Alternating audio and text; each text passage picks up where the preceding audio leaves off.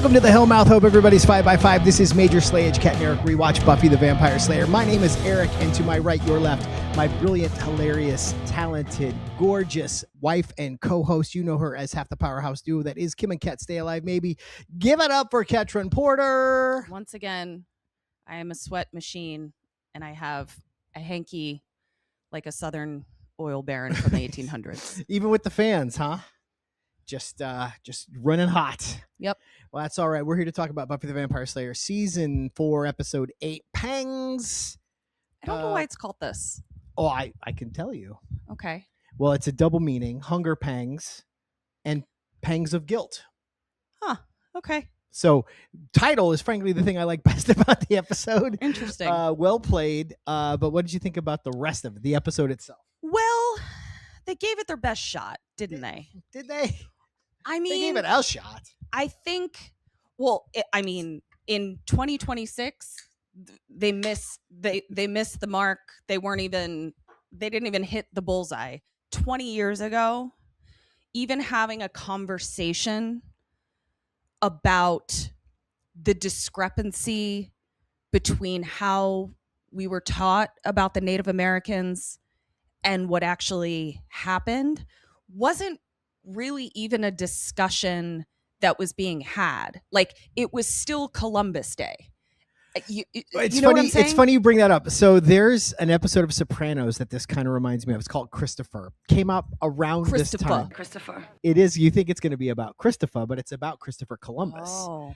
And the kids come home with all their libtard book learning about what an atrocity Columbus invading the North American continent was, and the mobsters are not having it. He discovered America is what he did.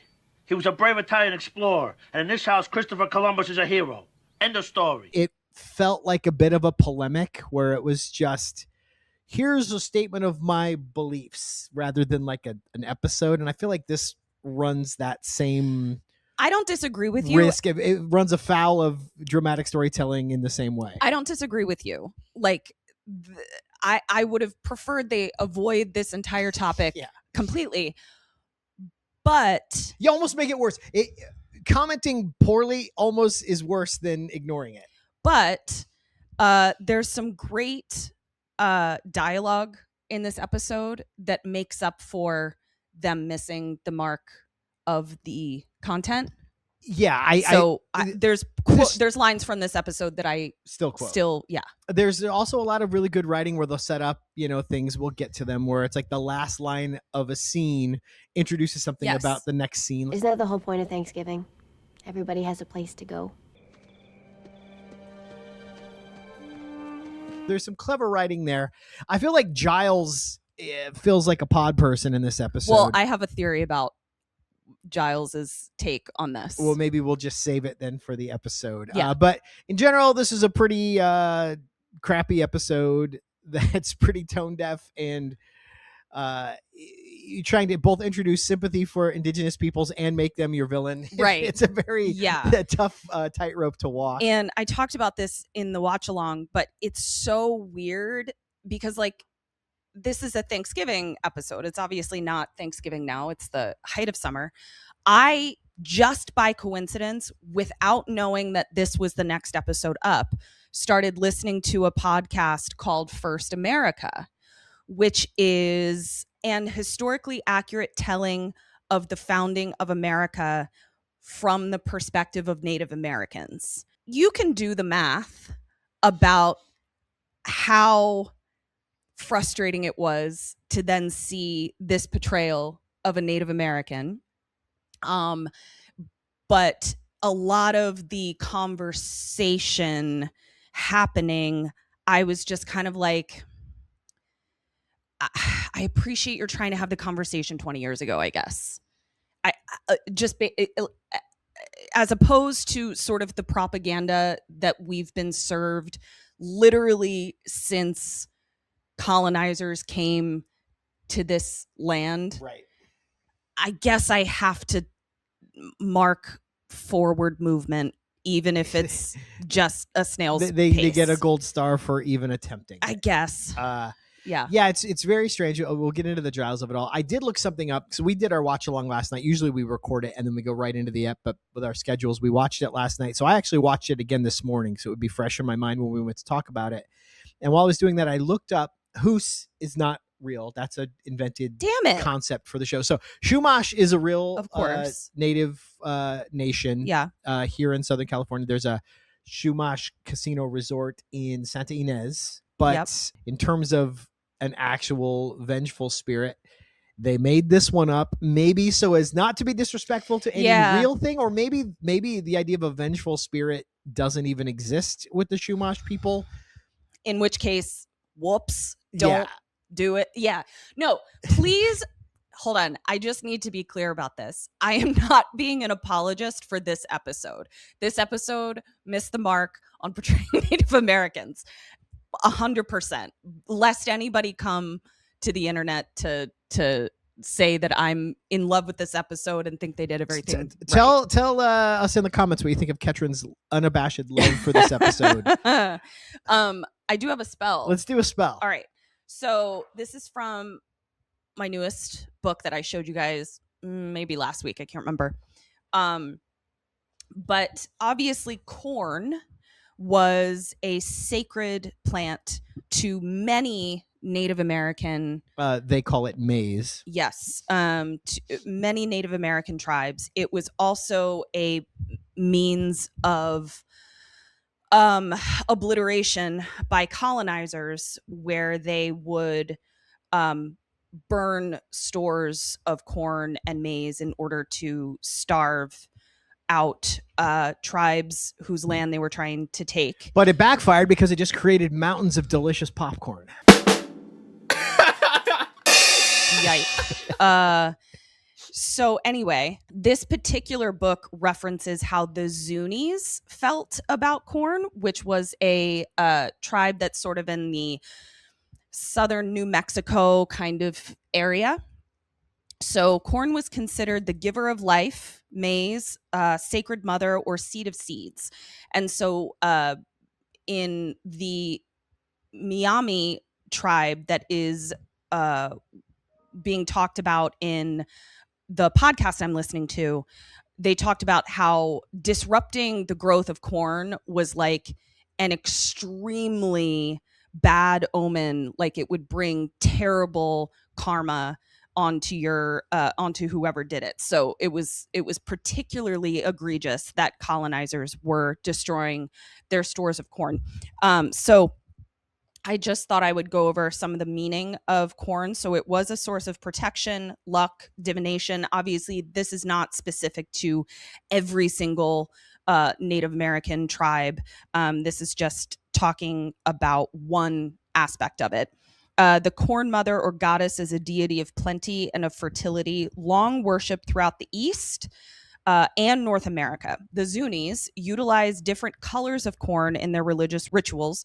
Blue cornmeal is used to bless and is scattered as an offering. So I just wanted to talk about corn a little bit and how we might honor those we colonized by respecting the corn goddess. Well, in a weird way, American culture has placed corn at the center of everything. Like if you eat the standard American diet, you're literally eating like countless varieties and forms of corn. It's fed to the cattle that is then made into the meat that most people eat.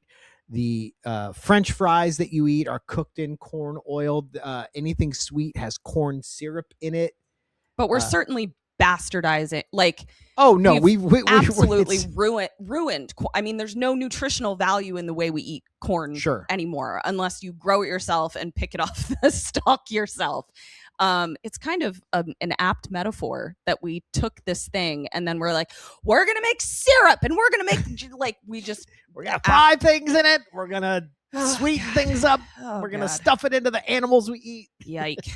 White people, am I right? Let's talk about this episode. And so there's some funny things that happen. Yeah, there's some bits of charm and delight to be had along the way. It's unfortunately it's sunk by both just the choice and the depiction of the bad guy, and then the sort of ham-fisted conversations around it that don't get us anywhere and don't resolve. Right. Yeah. They just are like, this is a conversation to be had. And then we're going to do what Off we with need you. to do anyway. Yeah. Okay. All right. So we open with Buffy on patrol, and she comes upon what turns out to be a very innocent vampire. This vampire's game is a game we have yet to see played by vampires, going like, oh, I'm so scared, and trying to sort of like present themselves as a victim to Buffy, and then Inspire sympathy, maybe. inspire sympathy, and she doesn't fall for it.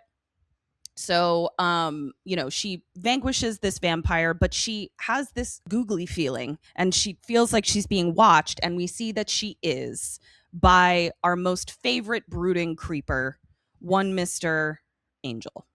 This is another thing that we aren't watching Angel concurrently. So something happened in Angel that led him to Sunnydale, which we're going to cover when we do the show. We have a working title for our Angel show, by the way, which I'm not going to share yet, but we things are progressing there. I kept waiting for this to turn into something. Right.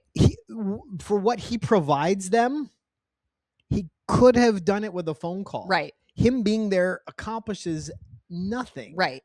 I mean, I guess he fights. He does fight a couple of the baddies in the courtyard. Yeah. But Buffy fights a new monster every single week. That she doesn't need him working about every week. This guy, frankly, wasn't that formidable. Couldn't hit a target with a bow and arrow from 4 feet away. Which I found one of the most disrespectful portrayals of this. This dude's entire vibe is vengeance, and he can't hit a mark. He can't hit Spike, who's tied to a chair is some bullshit. From 4 feet away. That is some bullshit. It was just clownery. It was just foolishness. But we haven't gotten there yet. And I have a ridiculous workaround for why he couldn't hit anything that frankly doesn't work. But I'm going to share it anyway. Okay, but yeah, Angel being here, it's Chekhov's Angel. Yeah. It never pays off.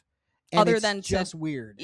Other than to irritate everybody. Now we go to a groundbreaking of a new cultural center that I have no doubt will be chock full of cultural sensitivity.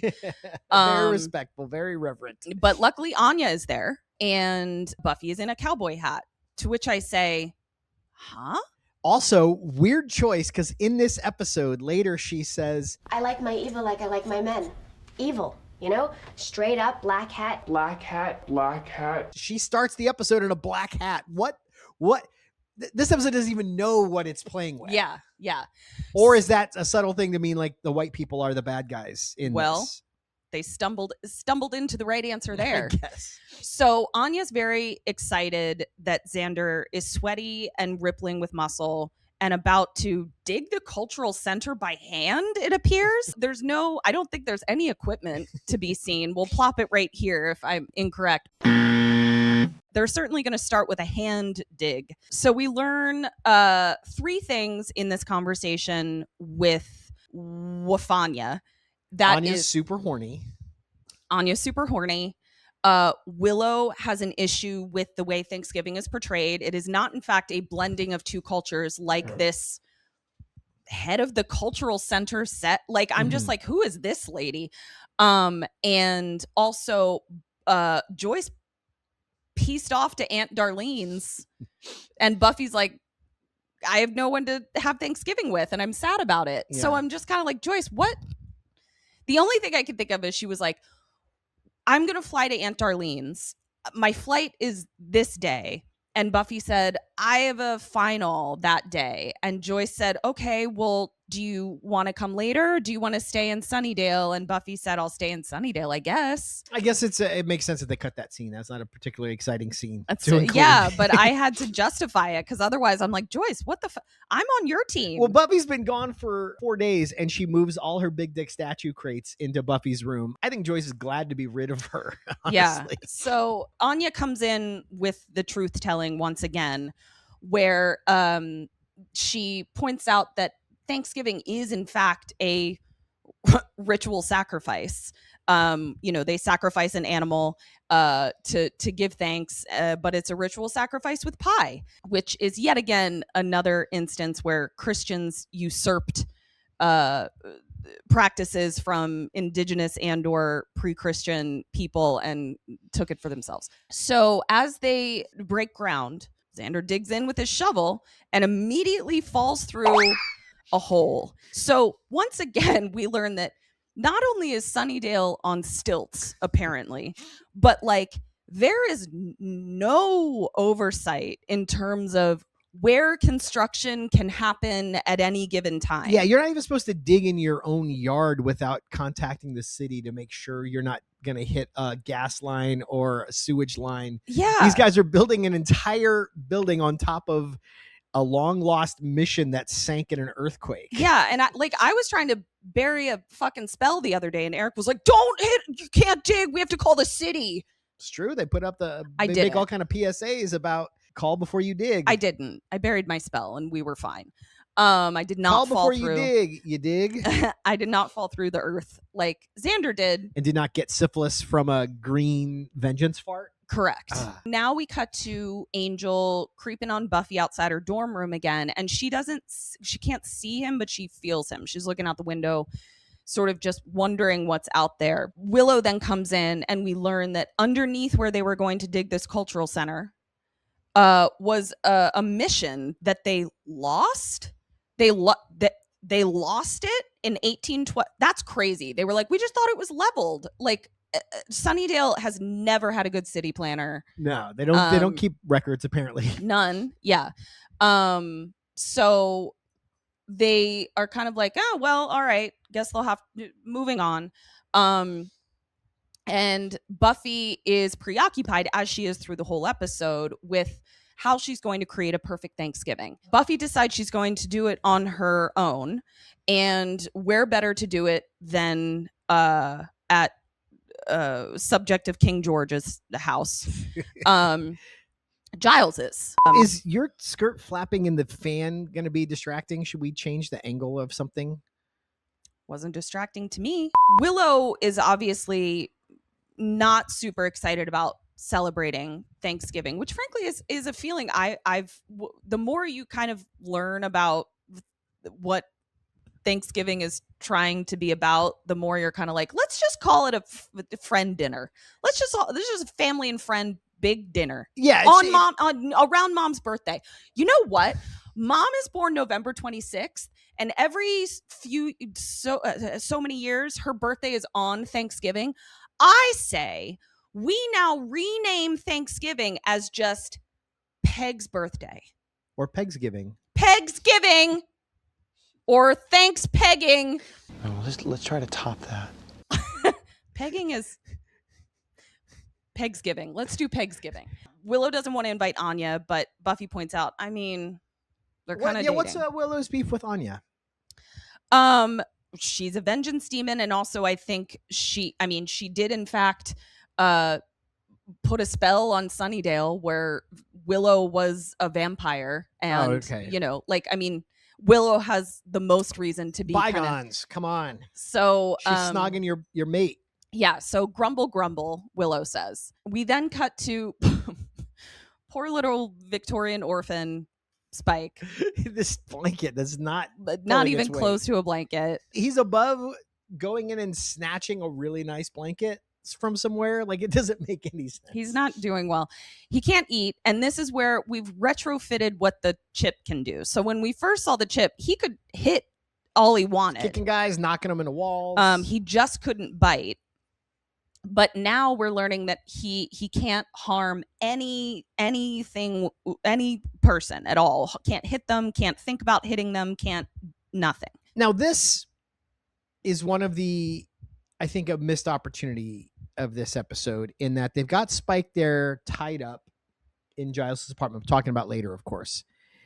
And then these spirits of vengeance pop in. They're clearly corporeal because Angel can fight them, but they're not human. Would have been nice. I really was expecting like an arrow to sever his ropes. And now Spike gets to join the fray. Well, I guess he learns something later about his chip that I think they maybe wanted to save it for later on, which you probably aren't remembering, and I don't want to give spoilers, but that's why I hear what you're saying, because it would have been useful in this moment, but I think they wanted to, because it's funny with him sitting there getting shot, but then it just keeps happening and it doesn't go anywhere. Right. So I think it would have been nice to have Spike earn his keep and help beat up the bad guys. But so now we cut to the soldier boys who are in camo. Okay, so now that the audience knows who they are, they don't have to wear ski masks anymore, Yeah. which is convenient. But also, like, they've done their faces in camo, but at least Riley and the guy with the flat top, they've got these bright lily white pale hands that would give them away in any setting. They are Arik level stealthy in this scene. And I'm super distracted by Riley's got this makeup line right at the top of his head. He needs to watch some Drag Race, learn how to beat that mug, right? Because this is not working. And they're just talking at Arik's level volume the whole time, and just stomping around. Yeah, they're trying not to sneaking; they're just walking. No, but they're looking for Hostile 17, which we know is Spike. Now we go to Xander's basement, and he's trying to get ready for work. Anya's very upset because she was there right on time, ready to watch him dig the new cultural center by hand. But Xander is looking rough. And so Anya's like, okay, well, can't go to work. I liked the way she just took charge and told Xander that he was too ill to go to work. And he slips and calls her his girlfriend. You're and then a strange girlfriend, he says. Blames his delirium. So after Xander falls through and they discover the mission, the lady later says on the phone, the culture center lady who's at the groundbreaking, we have to choose a new site, but that happens later. So where did Anya go to watch him dig, and where was he trying to go to work once he got his socks on if the site's no longer good? Good point. We now go down to the old mission, and I didn't like this device of, I mean, it really looked like a cartoon fart. Like the green gas looked like a cartoon fart. Why did they do it this way? I didn't like it. But we see that it's coming up out of the hole. As farts do. So this is where Anthropology Lady is saying that they need to find a new location, as Arik was just saying. But while she's in there, the green fart comes into one of the displays and grabs one of the Shumash knives and then becomes corporeal and slits the lady's throat. To which I said, definitely not in a Spirit Halloween Native American costume. Yikes. I'm reminded of, there was a lot of controversy. The University of Illinois' mascot is Chief Illini Weck, which is a made up nonsense thing. And they're the Fighting Illini, and it's everything that's wrong with using Native people as your mascot. They've got him doing little backflips at halftime in just like some buckskin, like Hollywood, whatever they think a Native American would wear. It's got no like actual connection to actual people, or it's not honoring anybody, and none of the moves are like, they're just gymnastics. He's just like flipping around. Yeah. As opposed to Florida State, where I went, which people who have an issue with it, I can't argue with them, but they've at least attempted to honor, they're the Seminoles. They've attempted to honor the Seminole people. The chief of Seminole Nation has box seats to all the football games. When Chief Osceola comes out at halftime and throws a spear and does any kind of thing, they actually have indigenous people train him in like the customs. The garb is official. So I think this is a thing we should probably not do, but there's a better way and a worse way to do it. Yeah. And I feel like this is giving the worst way. Right. Yeah. Also, I just very quickly Googled traditional Shumash clothing. Got nothing to do with what this guy's wearing? Not according to Google. It's a crime scene now. It's a nighttime crime scene. And so, of course, logically, 2 college girls are allowed to just go in and look around. There's no guards. All the doors are open. Anyone can go in and take a look and see if they can figure out how to solve the mystery. Poke about, move stuff around. Yeah. So you touch whatever you like. And they're, just trying to piece things together. The cultural center ladies was missing an ear. So they're like, Willow's like, there's some spells that need ears, blah, blah, blah. Buffy notices that there is something missing. And it's an early 1800s Shumash knife missing from the case. I've At Giles's house, we think that Buffy is talking about the crime, but turns out she's more talking about going to get Thanksgiving food on the Wednesday before Thanksgiving. Which I've done, and it is an actual nightmare. Yeah. Which is insane because you know for a year, well, you know your whole life when it's going to be. There's Right. It didn't sneak up on you. Yeah. Pegsgiving is always End of November. And sometimes November 26th. She leaves to go get something else. I don't know, a ricer maybe. And Giles says, "So what do you think?" And here comes Angel. You know, he doesn't want Buffy to know that he's there. There was some vague, premonition that his friend gave him that Buffy was in danger. And it appeared, maybe it's less vague on the Angel episode, but here I was like, isn't Buffy just kind of in like a permanent Perpetual, hum of danger all the time? And also, if he's there to protect her, he spends a lot of time not with her or Right. not near her. Yeah. Like, so at some Hanging points out with her he's stalking. friends. Yeah. But like they just let her leave, and he's gonna stay back and talk to Giles, and then later, he runs into the Scoobs, but he's not with Buffy. Yeah. So what is he doing other than like creeping? He does point out, Giles is like, it's not your job to protect her, and Angel does have a pointed dig where he says, "It's not yours anymore either."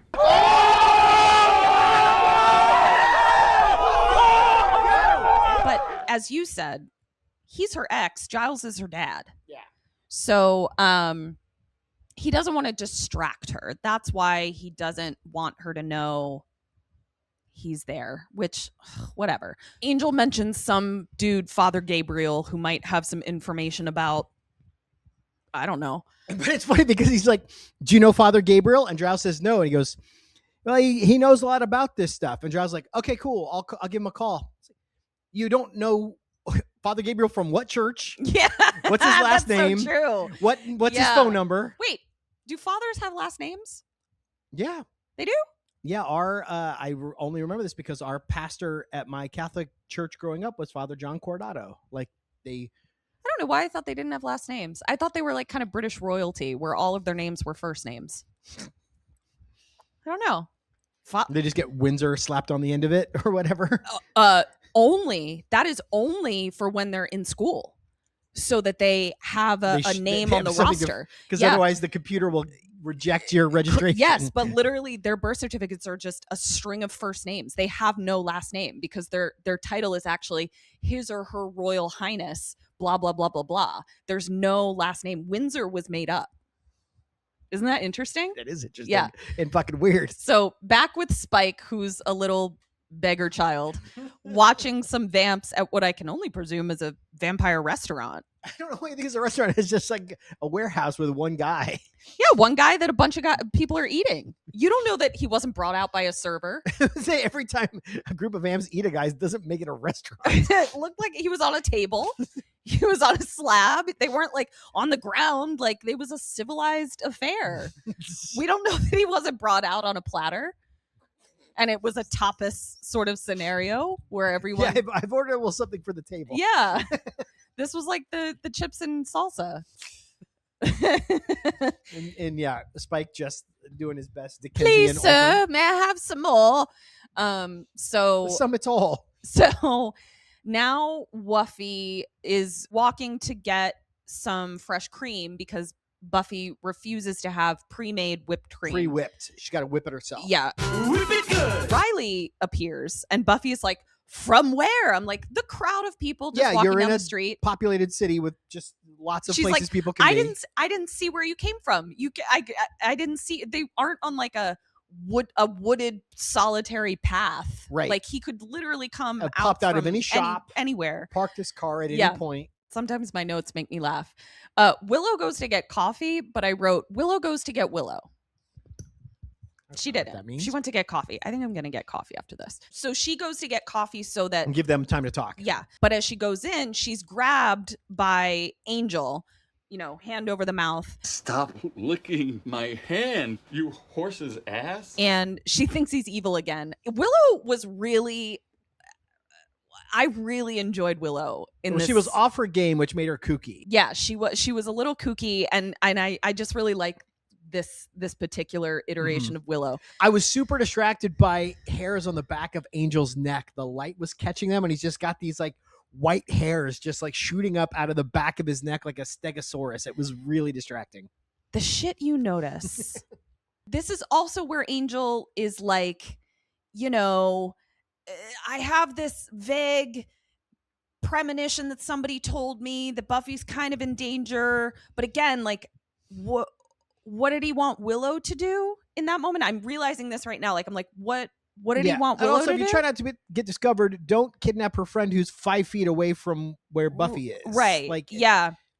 But he says, like, I can't talk to Buffy directly because, you know, it's for her own good, which obviously triggers Willow, who's like, what the F is with you guys deciding, you know, go no contact. To go no contact without consulting, you know, the women in your life that are perfectly capable of being a part of that conversation. And then she's like, sorry, that's my stuff with Oz. But I agree with her. Like, it's just, if you need to go no contact for yourself, great. Don't make it about me. Don't make it about, for your own good, I'm going no contact. And I'm struggling to understand what the harm would have been if he'd just gone to Buffy and said, hey, here's this thing. I think he can't handle it.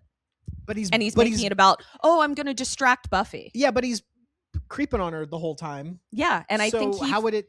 Because I think he doesn't want to admit that he's the one who can't handle it. But why is he watching her the whole time then? I think Giles makes a good point. He's like, it's not fair. You can see her. And that's she what can't I'm see saying. you. Agreed. He's.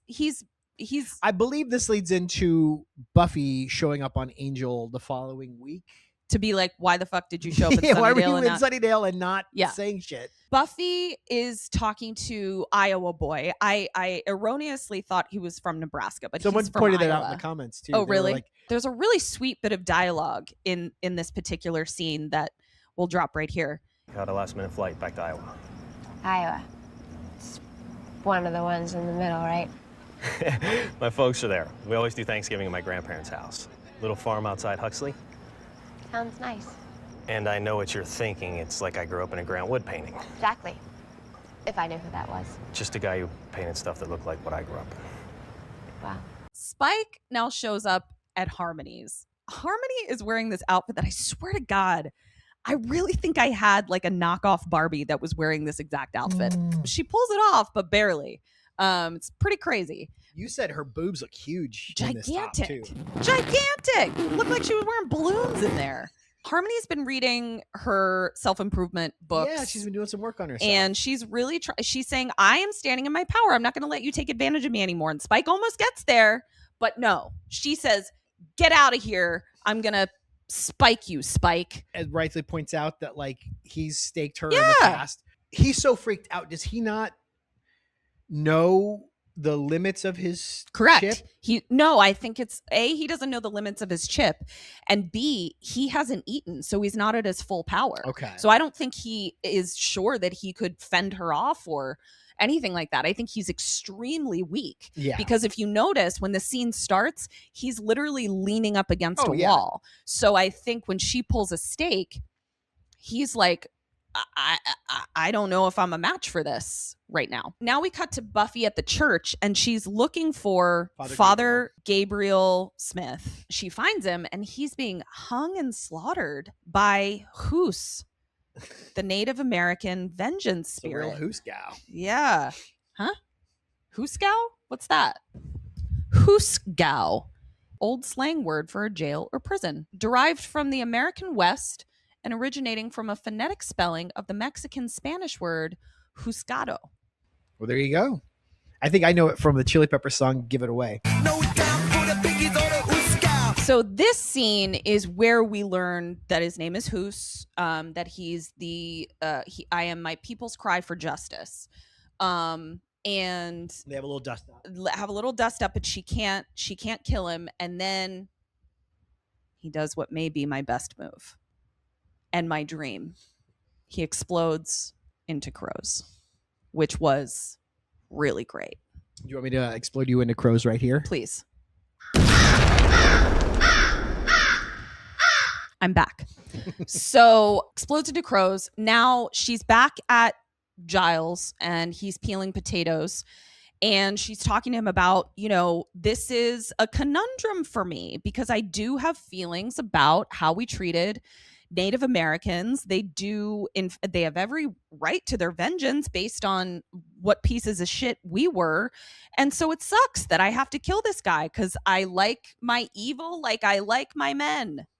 Evil, says she. Willow then comes in with the peas that are frozen, not freshly plucked. I don't know what you do with peas. Pluck them? Pop them?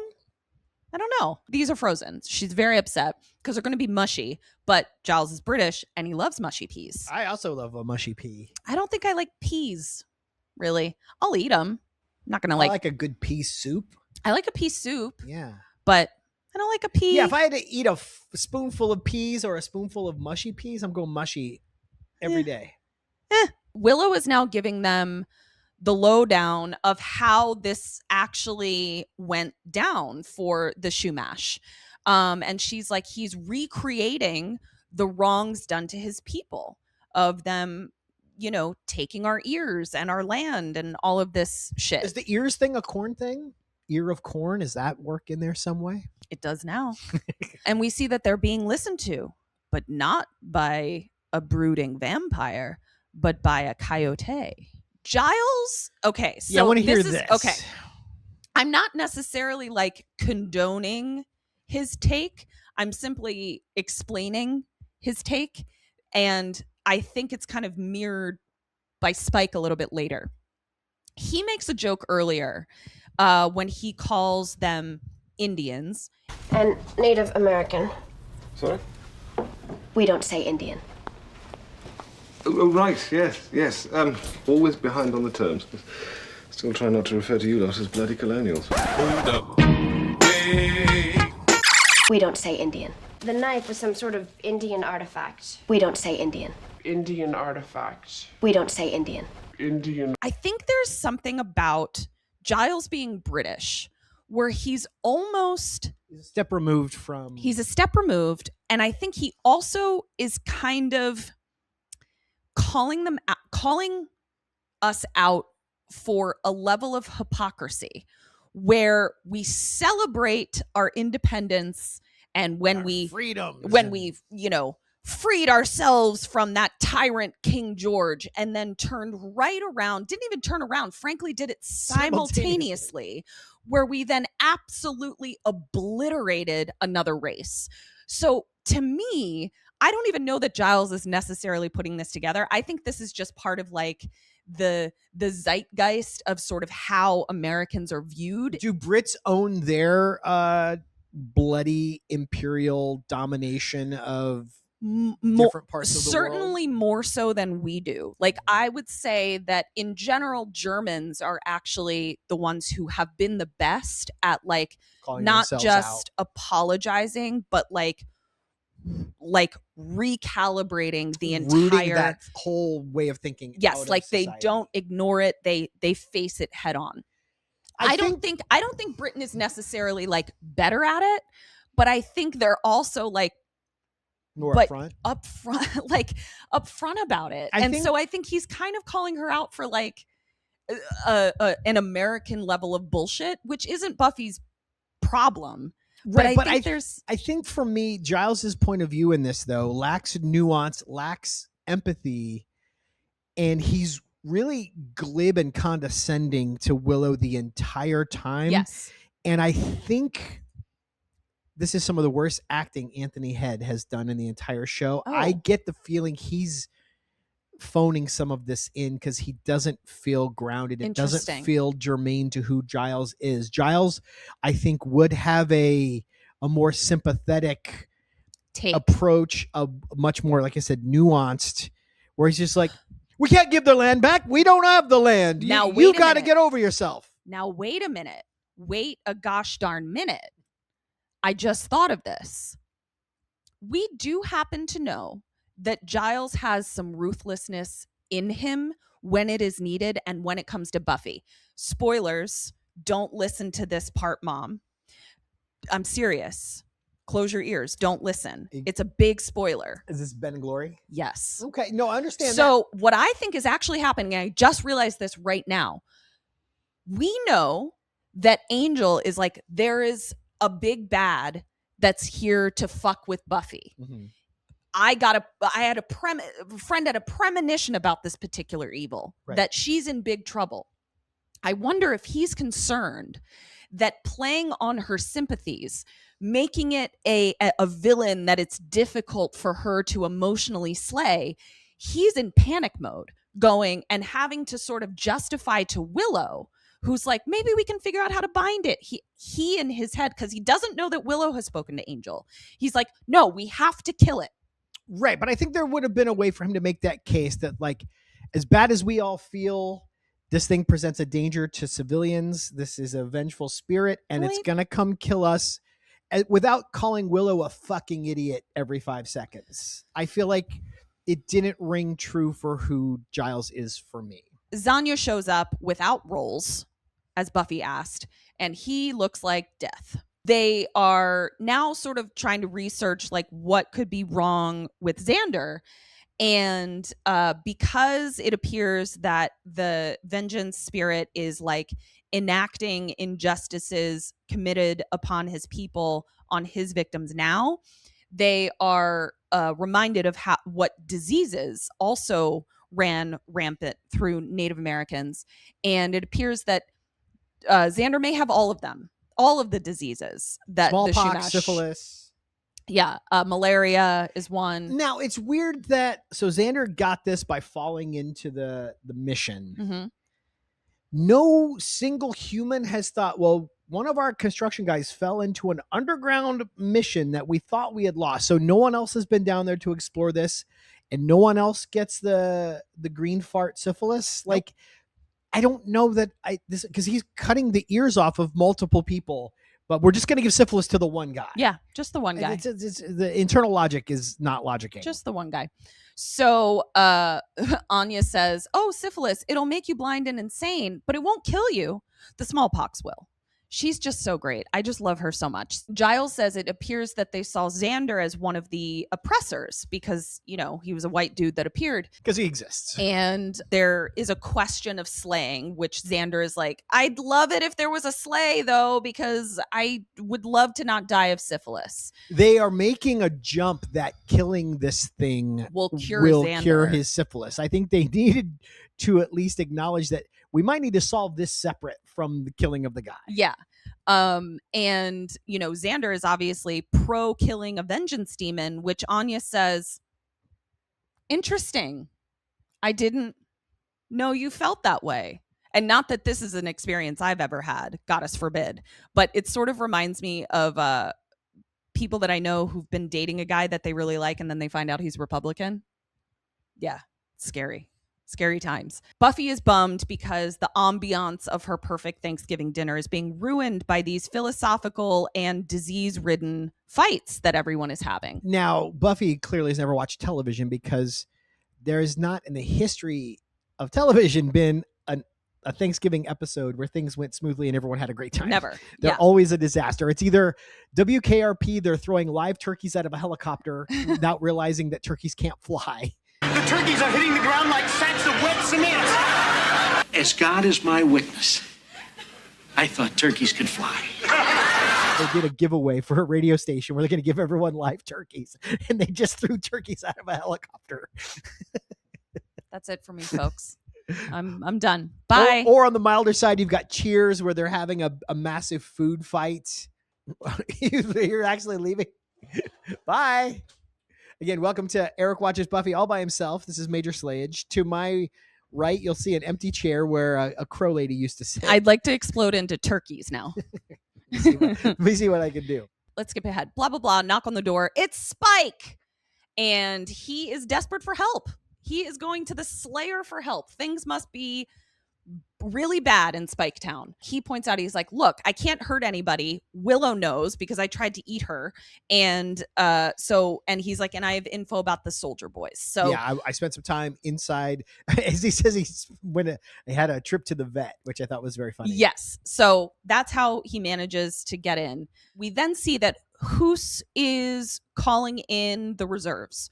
So he goes back down into the mission. This actor is, at least I looked him up, he is Cherokee. Like they great. did cast like an indigenous performer, but it's almost like but you have to play a murderous, like, savage stereotype that we all want to see killed.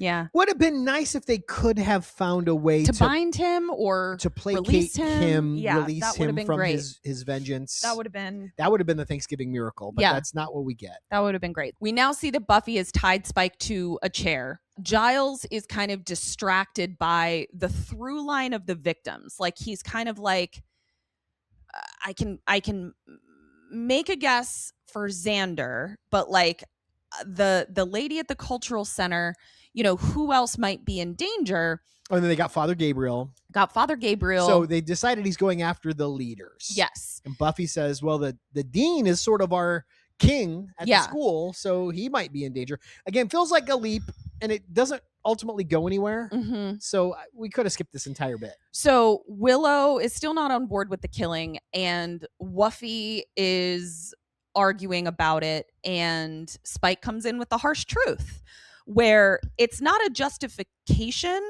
but it is a truth that it's like this happened, just own it. Yeah, you were the conquering nation, you had bigger guns, and you killed everyone, and you're not the first people to do it, you won't be the last. Let's move on. Stop whinging about it. Buffy can't handle it, and it's just like, dinner is an hour. And I just wrote, dinner is not in an hour. Like, I can see the progress on dinner. It is on not your in first an hour. Thanksgiving.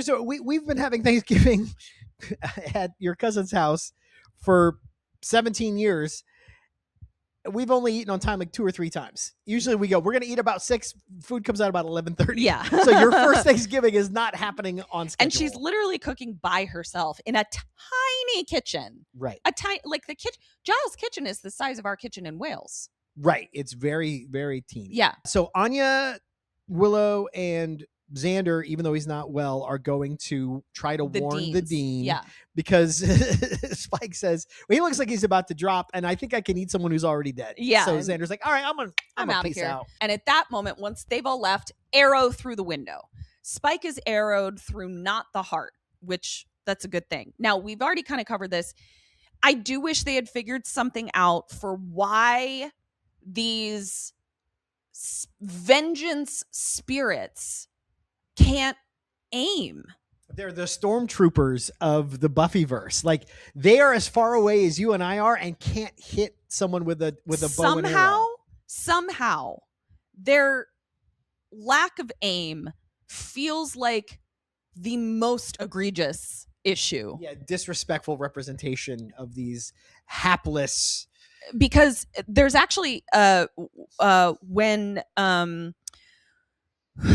Whiteys were trying to take over a Native American village to turn it into Fort Wayne. We gave it 3 tries, and we only got there on the 3rd try.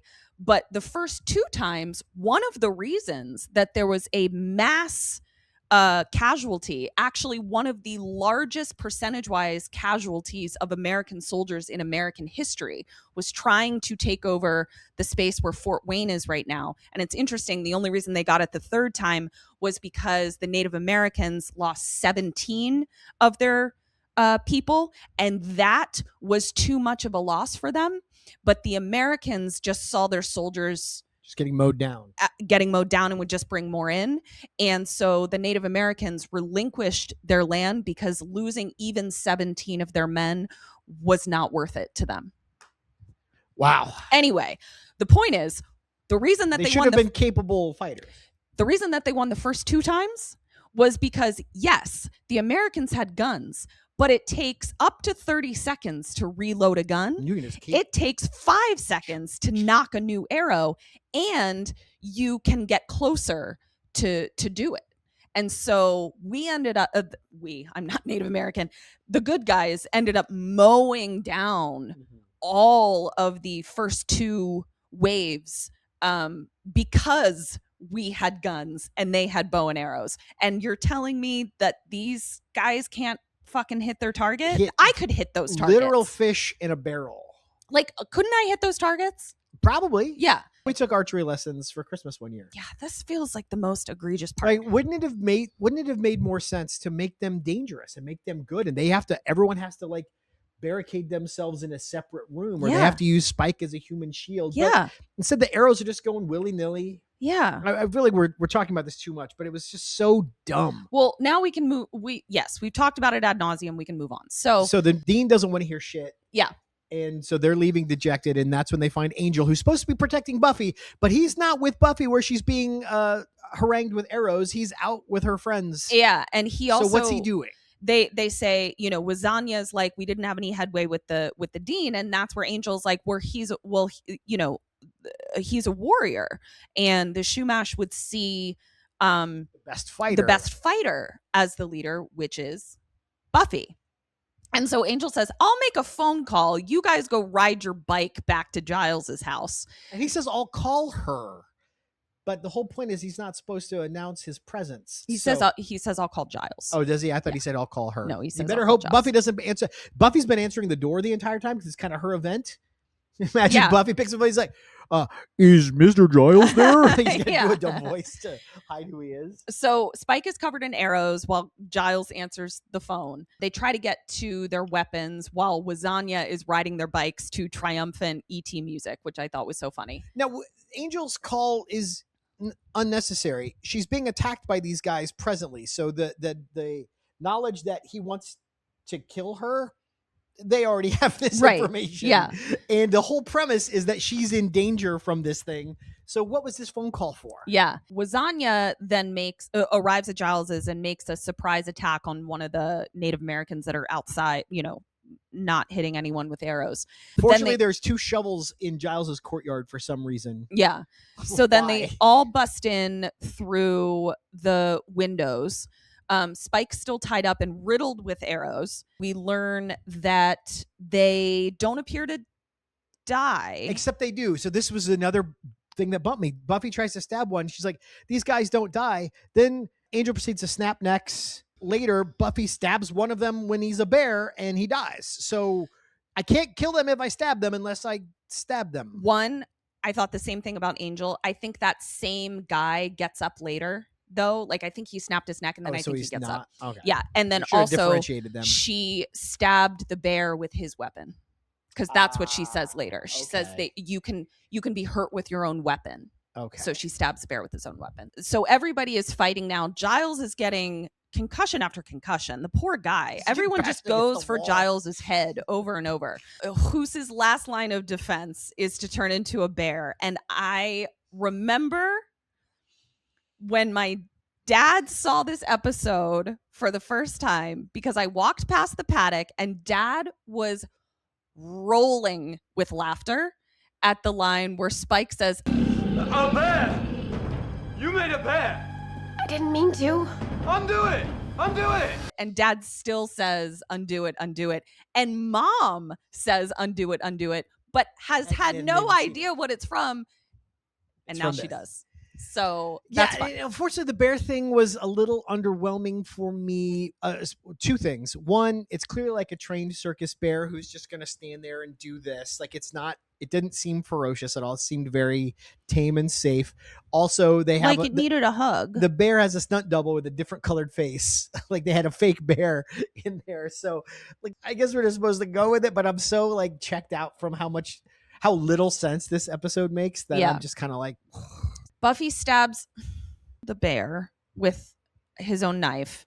Luckily, he turns into a human form before he dies. Otherwise, before he turns into a fart. Yeah, before he turns into a fart. Angel is standing directly outside the window. Buffy or the door. I'm not sure. Three-quarters of. I mean, Buffy doesn't see him. It's really weird that they don't have a moment. Like, she seems to almost turn to look as the way, but it's the way it's shot. It's not clear where they are in relation to each other. So it's a little bit confusing, but apparently she doesn't see because she doesn't learn until Xander fucks up at the very end of the episode. Yeah. Which happens right now. So they're all sitting down to dinner. Dinner was delicious. Willow feels bad at how quickly she went into fight mode, but Giles points out, or or Spike, Giles or Spike points out They like both it's do. survival mode, you know, like you don't have she's like, control over 5 that. seconds with Native American, and I start whacking it with a shovel. Yeah. So there's perpetuating the sins of her forebears. Yeah. So there's still arrows and everything, which I thought was funny. And then Xander lets slip because somebody says it's like old times. And Xander says, yeah, especially with Angel being here. Whoops. Freeze frame.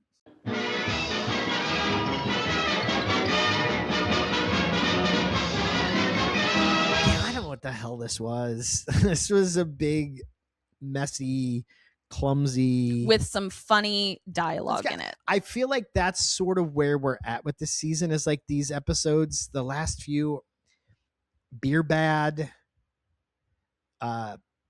frankly, Fear Itself to an extent. What was Fear last Itself? week was the haunted house. Oh yeah. And then the Initiative episode last week, where the Wild Hearts, whatever. Wild at Heart. Fucking Veruca episode was not bad. I mean, I hated it, but it wasn't bad. Right, but I would say of the last, like, where I would say half the episodes this season have been kind of wonky. You know, nothing as bad as Inca Mummy Girl, but this one inches. This is a better produced episode. It looked better. The writing was better, but the premise and the execution, the idea. Was a little Inca Mummy Girl. I'm not. Yeah, I mean, we got that one. We had a guy from Peru popping in, killing guys and running away. Like, yeah, it was. Anytime this show tries to bring up, you know, conquered brown people and make them the bad guy, it fumbles the bag. Yike. So I'd say like half the season so far has been kind of underwhelming, and I'm bummed because I do remember like more of this, especially as we get into spoilers, Initiative, Adam, all that shit. I remember it a lot better, but I think right now I'm a big season 3 guy so far, and the show at times almost feels like a parody of itself. I don't feel that strong. I'm definitely enjoying this more than I enjoy season 1, like across the board, no question. And I think it's because the characters are so strong. Yeah, we're invested in them, and they are so well drawn that just watching them do mundane things is still fun. Very fun. And like the acting, the everyone is sitting very comfortably in their characters. It is easy to watch. All of their characters go down really easy. There's got to be a better way to say that. UC Sunnydale Yearbook Committee meeting now in session. Who'd you have for best dressed? I loved Buffy's Thanksgiving Day outfit, the little off the shoulder with the red choker. I loved it. I wasn't feeling that sack blouse at first, but the longer I looked at it, the more on board I got. I thought her hair and makeup were flawless and really made the look for me. She looks radiant. Who'd you have for worst dressed? Buffy's cowboy hat. What were you doing? I mean, luckily I don't think it ever comes back. Everyone has a moment where they think they can wear a hat and then they learn that they can't, and it's fine. You try to wear a yellow baseball hat. I try to wear a yellow baseball hat. I get it, but Buffy, let's put this in the bin. Yeah, the only thing that would have saved it, since we're doing a Thanksgiving episode, is they put a big gold buckle on that, and I would have been like, okay, they're doing a Thanksgiving thing. I had Buffy's patrol outfit in the first scene, that kind of plasticky looking black jacket that looks like one of those suits that you sweat in when you exercise. Yeah. Or kind of looks like a garbage bag. Yeah. Dishonorable mention, Buffy's black hat. Best line. Best line was Anya's ritual sacrifice with pie. Mine's similar. I gave it to Anya saying, "So this is Angel. He's large and flowery, isn't he?" Love a good use of glowery. What was your worst line? Willow comes in at some point during an argument. You thought I was going to miss it, but I didn't. She calls Giles unfeeling guy. Ooh, that's bordering on boy and girl. Yeah, I hate stuff. I basically gave it to Giles' entire condescending point of view in this episode. Just everything he said was irritating. And the way he said it. Yeah. What was your best move? Exploding into crows. I didn't do a best move. I did a worst move, which was missing stationary targets with a bow and arrow at point blank range. Yeah. And then finally, who'd you have for most likely? Most likely to need a new city planner, Sunnydale. Facts. I said most likely to get over her fear of any lingering syphilis to have Thanksgiving sex with Xander, Anya. All right, well that was something. Let's see what season 4 has in store for us next week. If you're still watching, please give us a little like, subscribe, $5 a month Patreon. We do a watch along. We do a mini-sode. Check out our other show, Kim and Ket Stay Alive, maybe. Co-starring her and the hilarious Kim Burns. Comes out every Wednesday wherever you listen to podcasts. I edit and produce that show. On social media at KKSAM Podcast. This show is on social media at Major Slayage Pod. That's it. Let's get out of here. We'll see you next time. Until then. Dust you later.